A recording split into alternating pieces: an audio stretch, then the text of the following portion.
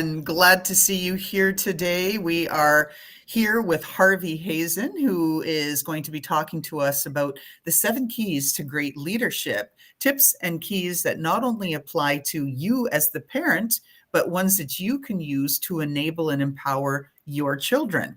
And we've got with us here, of course, our co-founder of HELPipdia, Phil Vetrano, coaching, planning and vision. And then Harvey, welcome to the show. Thank you. I'm glad to be here. Why don't you give us just a bit of a background on how you got into education and why this is really going to be such an important episode for parents and their teens to dial into so that they can understand leadership in today's world. Talk to us about your background. Well, I spent 37 years in education, longer than most people have been around on this earth. But I started college in 1964 when I graduated from high school at Portland State University. Graduated with a degree in history, taught history a few years, got a master's in counseling, was a counselor and a teacher for a while, and then moved into administration after about 10 years. Vice principal for a few years, principal of a very interesting high school that was a national model for open concept and continuous progress.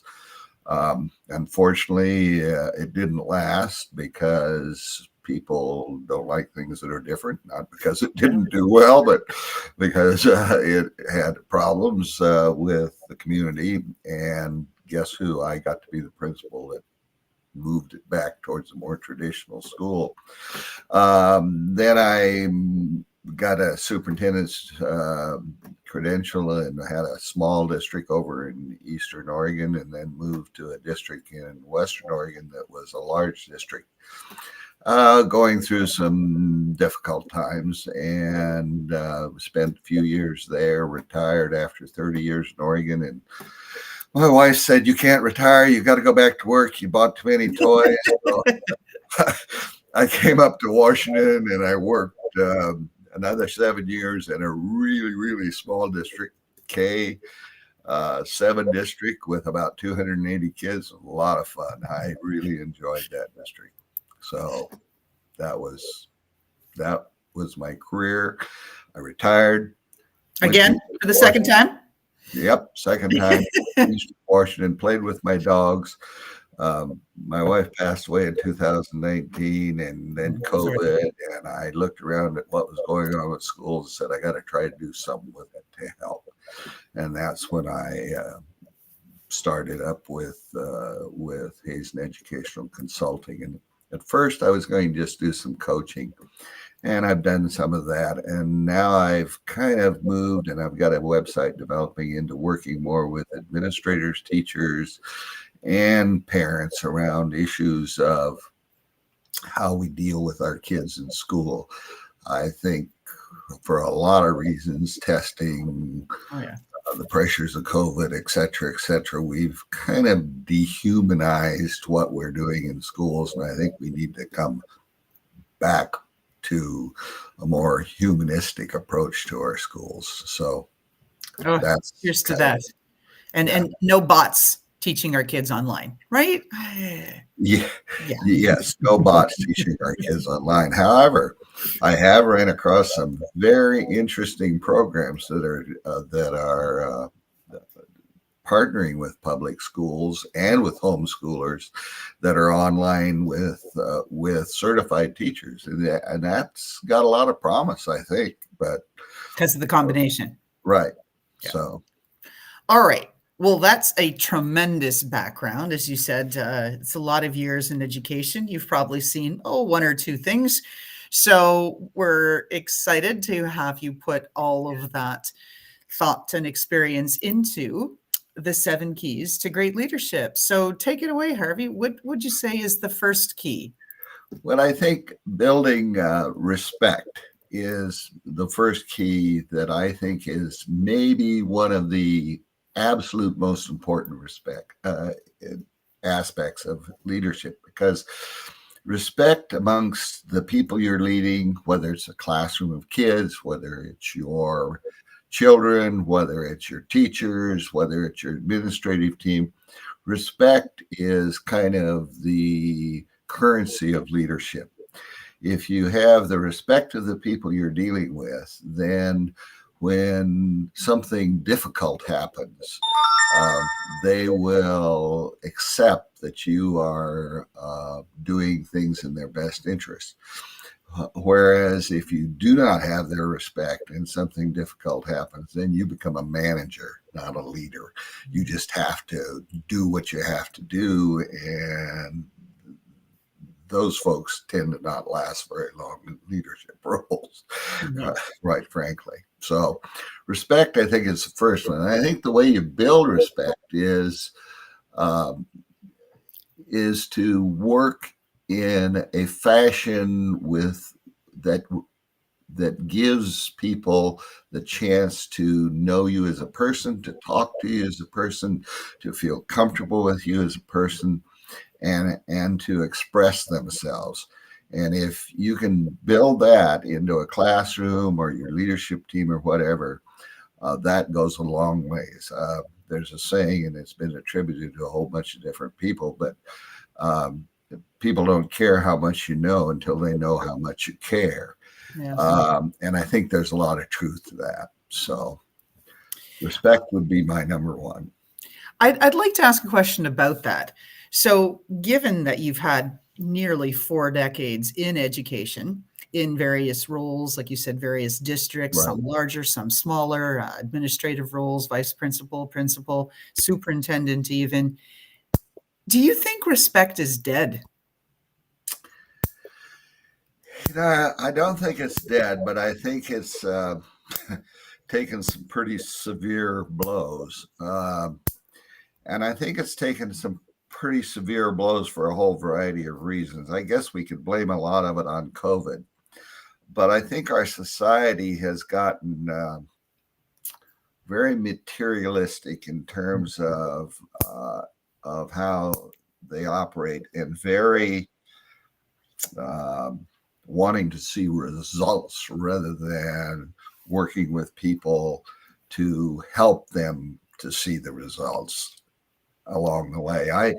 I think we're going the wrong direction, is I guess what I'm saying, and I've seen it in education. I think I see it in our government.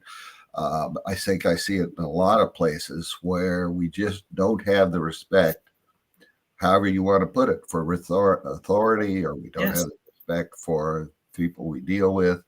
We need to bring that back. Yeah, I totally agree, and that was a great question, Loralyn. And there's definitely opportunities that we've really deteriorated as a society with the level of respect on social media. How easy it is to be cruel and mean and vicious, and it's acceptable. And that's the downside of what's happening, is that it's accepted, or we move on, we ignore, but we don't address. And Right. so I love the leadership from a respect perspective, and culture. We really need that culture in organizations. We need that culture in schools. We just need to respect and care about each other, and that's one of the first things. But what we're seeing is other leadership qualities that is disrespectful, that is admirable. And that's the sad part, is that they're admiring this disrespect. How mean can you be to another person? And that's admirable, and that's not where we should be going. I absolutely agree with you, I think it's I think teachers innately are very respectful of their students. They want to do the right thing for their students, but I think our society is creeping into our classrooms. I think it's creeping into our families. I observe families where um, the parents are not even together. One parent will not tell the other parent if a child has messed up, because they're afraid the other parent will degrade the child and make the child feel less. So I think we just need to bring back human dignity, human kindness, and I'm glad to see a lot of websites and things now talking about that, because I think it's a really important topic. I agree. And just to cap off that thought on respect, you were saying that teachers have respect for their students and a genuine interest and passion in making their students successful and helping them. But I don't think that respect is reciprocated. Students don't respect the teachers. And then, I look at even myself as when I was a child, we were hellions to the supply teacher, and it's awful. But I also see it where society doesn't respect the teachers either. Oh, it's too easy. You get 2 months off, 3 months off. You have nothing to do. Like, why are you complaining? But yet the teacher's responsible for the parenting as well as for the education. Right. And that makes it very difficult. So we need some more respect in there. I often think that the children come to school as, in good part, an image of what's going on at home. So if you've got a disrespectful child, there's a pretty good chance when the parent shows up that you're going to see why the child is disrespectful. And I raised a neurodivergent child myself, and it's real easy to fall into that trap of blaming somebody. But it's harder to say, let's work together to help this child be all they can be. And that's the attitude that parents should go to school with. And that's the attitude the teachers should have, but it's not always true. No, indeed. Let's move on to key 2, Bill. Well, my key 2, Bill, one is understanding, because you have a variety of people you're working with, particularly if you happen to be a school superintendent or a principal or a teacher. You're working with a variety of parents. You're working with a variety of organizations. You're working with a variety of teachers. We all have our individual differences. And I think if you're going to be a leader, you have to take the time to understand where other people are coming from. If you've got a parent, I'm going to tell you a little bitty story, and I'm going to try to make it really quick because I know we don't have all day, but I used to fish a lot, and I would go fish on this particular river for steelhead. And I was fishing one day in a point where I was transitioning from a high school to a middle school as principal, because I wanted that experience. And it was during the summer, and nobody knew this was happening. So I'm fishing along, and here's a boy fishing, and I thought he was about an 8th grader. And so I struck up a conversation with him, and I said in the process, how do you get along at school? Oh, the principal hates me, and she always has me in her office, blah, blah, blah. And so we talked a little while and fished along the river, and I got ready to leave, and I said, well, I'll see you next year. And he looked at me kind of strange, and I said, I'm going to be your new principal. And he said, oh. And he moved off down the river, and then he came back. He said, you won't hold any of that against me, will you? I said, no, that's fine. And so he showed up next year, and we had a good conversation. And he gets in trouble. And the secretary says, you don't want his dad coming in here. I said, his dad's got to come in here. We got to talk about this. So in comes his dad, and he is angry, and he's yelling at me, and he's pounding on the desk.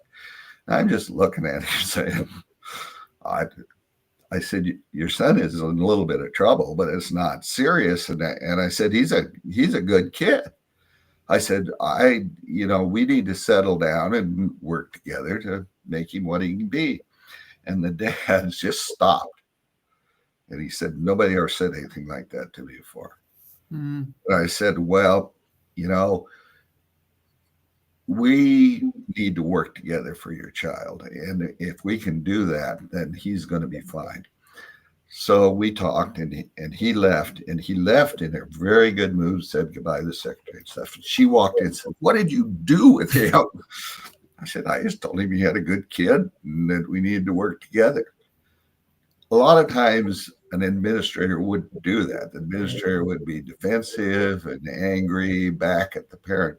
You can't do that if you're in a leadership role, either with your teachers or with your parents or with your kids. You've got to address them from where they are as the people they are. And that's the understanding piece, I think. All right, Phil, any comments? Are we moving on to key 3? No, good story to cement the point. That was good. Thank you. Well, can you tell us what happened to this young boy? He, well, there's more to the story because other kids picked on him, and when I left, but when he graduated the year I left school from the 8th grade, the year I left that school, and he went on to high school, and that was my first superintendency, and I left the district with the superintendency, and I got a call from he got harassed a lot by other kids because he didn't have everything a lot of the other kids had, and he got harassed. So I get a phone call from his lawyer one day when I'm over at my new job in a different district. They said, he told me to call you because you were the only person that understood him. I said, okay, what'd he do? He said, well, this kid harassed him, and he finally took a knife and stabbed the kid. Wow. Hospital. He said, they're going to try him as an adult. And I said, well, I'll write a letter. I don't think trying me as an adult is the right thing to do. Yes, he needs help. But the other kid, and I knew the other kid too, had harassed him so much. I dealt with it all the time at the middle school trying to separate, and he had a parent who wasn't very cooperative, the other one. And so I knew the circumstances, and I knew why the kid did it, but they didn't end up trying him as an adult, and I think he probably did get rehabbed and it's okay. But that's the end of the story. Wow. Well, that's just it, right? I think it also speaks to how many folks in education don't know the impact that they had on their students until maybe decades later they get that call or something, or they hear. But every single experience shapes who. I got to tell I know we're on the time limit, but yeah, I got to tell you, I got a LinkedIn contact the other day from a kid that said, this is Arnie, whatever, I won't use his last name, though I don't think he'd care. He said, are you the Mr. Hazen that was my chess coach in 1976 at Milwaukee High School? And I said, well, if you're the Arnie I'm thinking of, yes, I am. And so he and I had a conversation, and he said, I was a geeky kid. Chess was one of the only places I was comfortable. And he said, I really appreciate the fact that you just let me be there and be. He's had a family. He's been a teacher. He's a technician for an aerospace company. I would not even ever thought of that kid again if he hadn't called me. That's 50 years ago or something. I was dumbfounded. But that's the kind of impact you make on kids that you never know about. That's right. That's right. So everybody, tell your teachers that they're awesome while you have them as your teachers. All right. Key 3, Bill. Building on key 3. Harvey, what's the build up here? The build up for 3, and it's probably a simple one in a way, is just if you're a leader, you've got to focus. You've got to decide what's the most important things that you can accomplish, both for the individuals that you're leading and for the organization that you're leading, where it's a school or a PTA or your family or whatever it is. You've got to focus. You can't hit every topic every day. So a leader has to decide, with his team, what's the most important things we can address? How do we address them? And where do we put our energies? So I think you have to have some focus. I see a lot of leadership roles where people become really scattered and the organization doesn't move forward simply because it's going in a whole bunch of different directions all at the same time. So as a school, I would say you meet with your staff, you focus on what's important. If it's making real connections with parents and kids, then you spend some time doing that until you're happy with it. Move on to the next thing. Doesn't mean leave other things go. It just means you have to know what's the most important thing you want to do. So that in some ways, that's probably an obvious one, but it isn't necessarily obvious when you're in the throes of having to deal with everything that comes your way. So it's true. Like, and I say, like, I embrace ruthless prioritization. It's like, that's what you got to do, right? Yeah. Focus is hard, but ruthless prioritization helps focus. So, right. Key 4, Harvey, what we got? Okay. Honesty. If you are going to lead people, you have to give and expect honesty. And a lot of leaders fail in this regard because they either try to sugarcoat the circumstances to particular groups that they're dealing with, or like a school board, or they paint too dark a picture. You just have to be honest with your staff and expect them to be honest with you. And you need to set that paradigm up with your staff so that they understand that you will be honest with them, but you want honesty in return. And with staff and with students as well. If you're in a class and you see a student come in one day and he's upset, if you've built the right rapport with that student, he will be honest with you and tell you what's going on in his life. If you have not built that rapport, then who knows? You may miss abuse, you may miss something very serious that ends up in a safety issue. You just have to build a trust level with your students, with your staff, with your children that says, you can tell me anything as long as you're honest with me about it. And I'm not going to punish you for telling me that, but I will help you to deal with whatever it is if it's a problem. So I think honesty is a big issue in leadership. I'll add, I guess, comment and question. I think a lot of people blur honesty from transparency. Specifically, the younger generations expect to be in the CEO seat or principal's seat, but not in the hot chair for trouble, but to have discussions about what happens. They really feel that they should be at the table, influencing next steps and things and saying, you need to tell me, I need to be part of the decision. And that's transparency. And again, it gets to authority and it gets to experience and all of that. But it's so different than honesty. Honesty is, I'm not going to snow you. Here's the story. And to whatever extent I can legally, ethically, responsibly, whatever, share it with you. And I'm going to hold to that. I'm not going to say, oh, yes, everything's fine. They're not making any cuts to the Board of Education. It's going to be all good. We're all good. Everybody's got their jobs. We're all guaranteed. We're fabulous, right? That's not going to help anyone. No. Do you agree?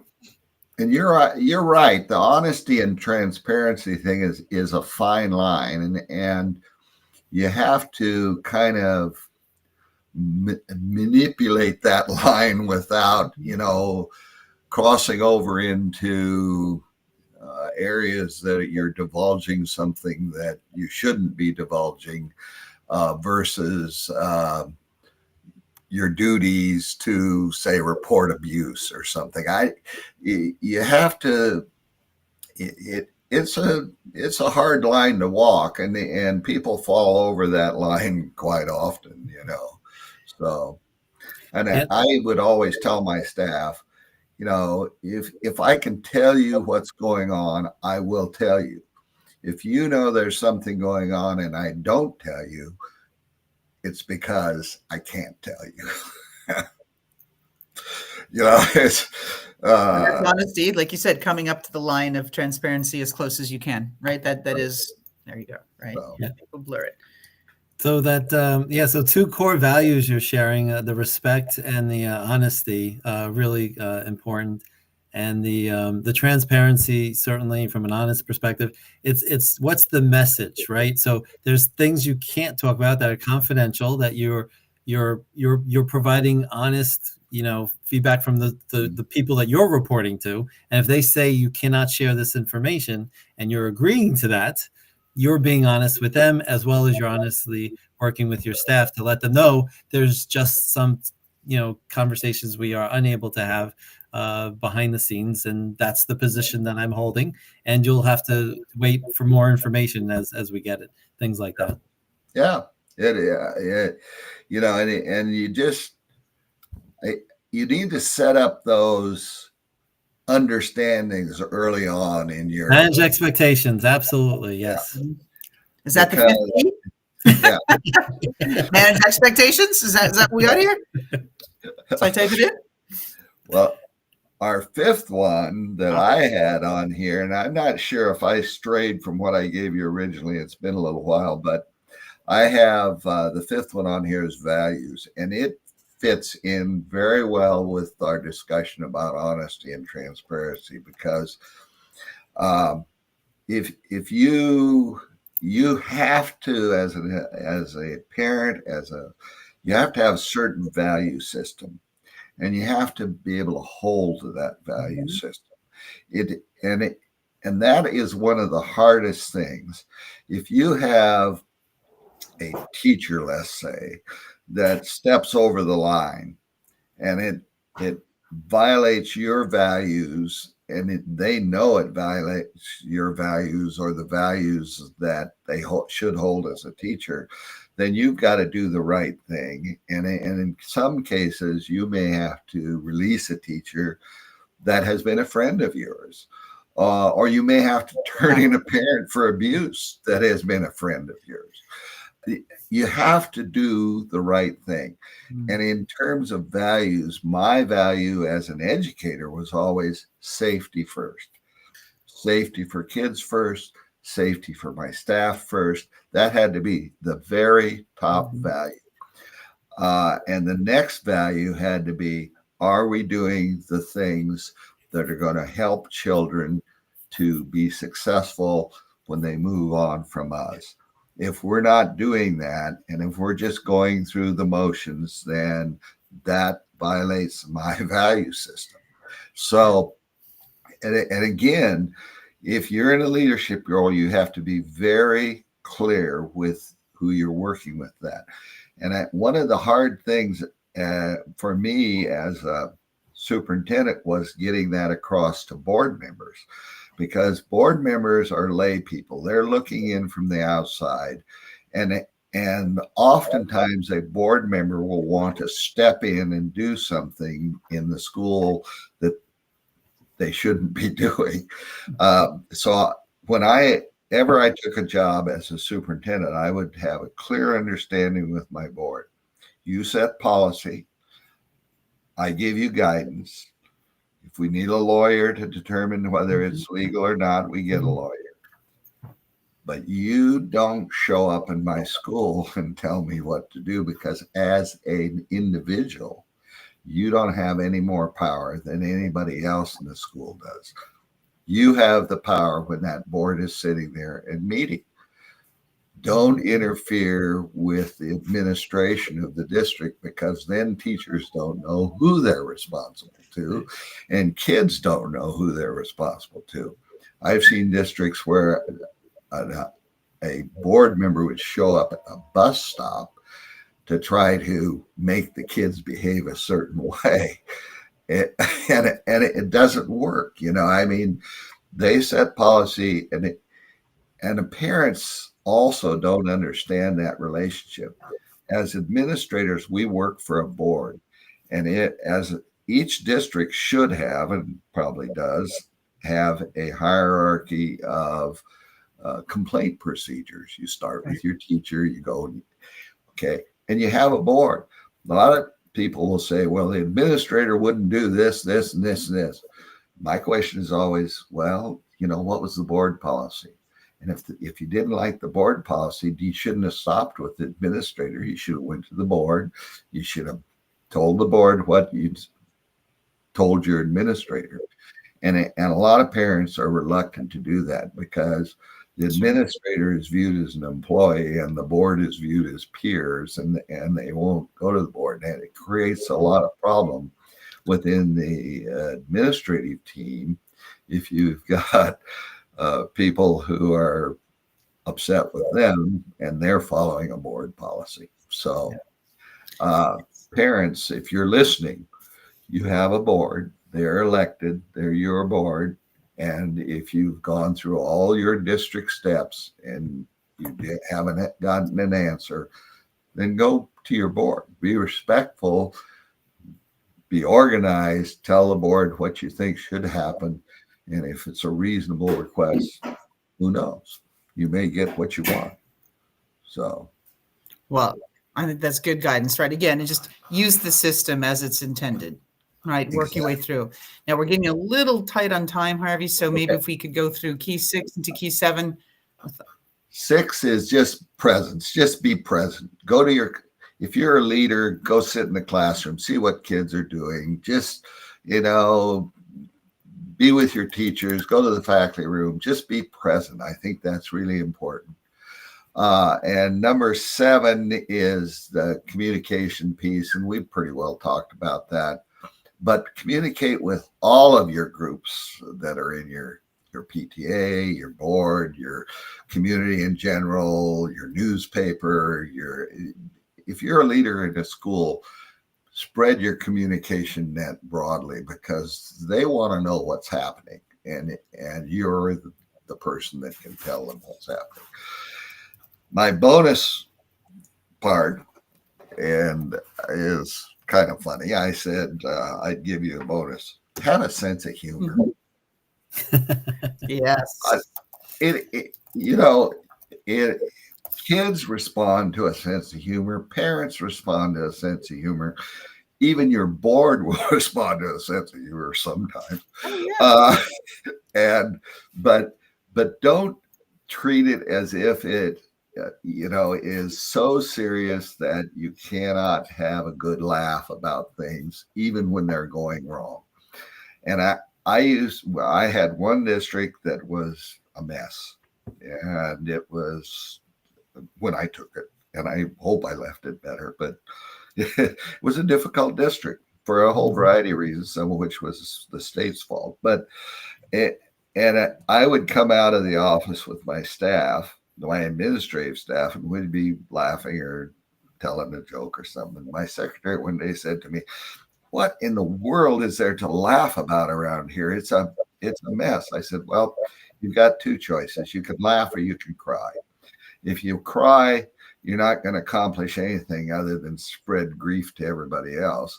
Sure. If you laugh, if you can see something to laugh about, then it gives everybody a break and they can go back and treat things seriously." So I think you need to have a sense of humor to be a good leader. And a lot of leaders get so involved in whatever's going on that they forget that. So. All right. Well, Harvey, I think these are tremendous tips that anyone can use, either at the administration level within education, at the instructional level, teachers and staff, and even the students, right? This is how you lead. This is how you show up. This is how you move forward on the trajectory towards success versus the downside, right? In the wrong direction. Phil, would you like to add anything else? No, Harvey did a great job in sharing these leadership tips. And there's the leaders generally have there's a high expectation from staff, from students, from all stakeholders when you are a leader. And it's just being in the know and being present with all those different stakeholders and having your pulse, your finger on the pulse is really valuable to help your to help make progress, as well as to know what the challenges and issues and concerns are, and just getting out there instead of hiding behind your desk is a much better approach. I absolutely agree, and I think I think in these times, there's always a tendency to withdraw and not want to have to deal with some of the nastiness that goes on. But I think that's exactly the opposite of what we need to be doing. We need to be engaging, talking, and if people disagree with us, they disagree with us. But I think you have to stand up for what you believe and say it. Yeah. So Harvey, you're a guy who deals with conflict, which is a great attribute and a great characteristic, as opposed to those who want to avoid conflict at all purposes, which is not a good leadership role for us. And it's happening too often. I agree. I absolutely agree. And everything we said today is kind of nice stuff. There are going to be times when it's not going to be nice. And I think all of these points build up your coinage, so to speak, that when it gets ugly, you can spend to not lose touch with your group that you're leading. Because there's going to be the time when you have to negotiate a budget and everybody's going to be unhappy, or a contract. And I've never been through a nice contract thing, but I've never lost friends over a contract. So, it's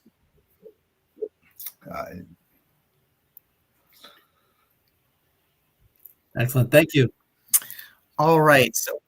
So with that, I think that's a wrap. Harvey Hazen, again, educational consultant from Hazen Educational Consulting, and we appreciate you bringing all your insights and decades of wisdom and experience here to us today to talk